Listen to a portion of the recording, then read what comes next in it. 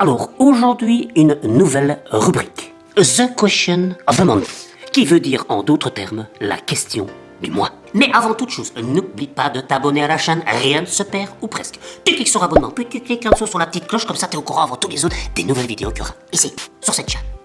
Ah, et n'oublie pas aussi que tu peux me retrouver sur Facebook, Instagram et sur Tipeee. Ah, si tu veux qu'il y ait encore plein de vidéos, n'hésite pas à venir m'encourager sur Tipeee. Mais quelle est donc cette question du mois? Quel est l'acte le plus facile dans l'histoire du zéro déchet, hein? Ou quel est le plus difficile? Ben je dirais l'acte le plus facile qui est en même temps le plus difficile, c'est refuser. Ben oui, parce que si tu refuses de faire des déchets, ben t'en produis moins. Donc, il faut que tu t'habitues à dire non merci. Un exemple par exemple, tu vas au supermarché et tu as deux représentants de la société TIT qui sont là, hein, et qui te tendent une canette en l'ouvrant comme ça, et qui te disent voici monsieur, prenez, c'est beau. Et ben c'est à ce moment-là que tu dis non merci. Parce que si tu réfléchis au départ, t'en voulais pas de cette canette. Tu n'as pas été au supermarché pour aller goûter cette canette, tu allais pour faire tes courses, hein. Donc quelque part dans ton subconscient inconscient intérieur, ben tu ne voulais pas cette canette, tu n'avais pas envie de boire ces nouveaux produits qu'on te propose. Ceci dit, entre nous, ce produit on te le propose juste dans l'unique but que tu l'achètes par après. Donc, non merci. Tu veux un autre exemple par exemple? Ta boîte aux lettres. Tu en as marre de toutes ces pubs qui viennent dans ta boîte aux lettres. Prends un autocollant, nos pubs. Tu peux facilement en trouver généralement dans toutes les communes. Tu vas à la maison communale, tu demandes est-ce que je pourrais avoir un stop pub ou un no pub, et tu vas voir, tu en recevras un. Tu le colles sur ta boîte aux lettres, et qu'est-ce qui se passe? Quand les publicités viennent, ou la personne qui apporte les publicités vient, il voit le no pub, il ne met pas. Et toi, qu'est-ce que tu fais?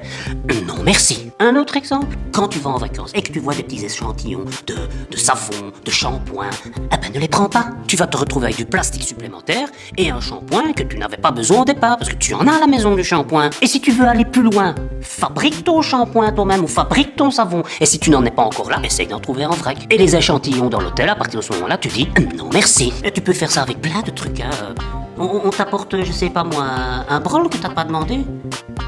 Alors là, je sais que c'est difficile quand on t'offre de refuser. C'est le plus compliqué, hein. Mais il faut apprendre à dire non merci. Alors dis-toi que quand t'as passé le stade des 21 jours de non merci, l'habitude est ancrée, tu refuseras tout ce que tu as envie de refuser. Bon, je t'ai donné quelques petits exemples, hein. Le troisième étant comme le high top, hein. Je te conseille celui-là de le faire après les 21 jours, hein. Mais tu as plein d'autres petites choses que tu peux faire avant ça pour refuser, pour ne pas avoir des échantillons ou des choses que tu ne voulais pas là-bas chez toi à la maison.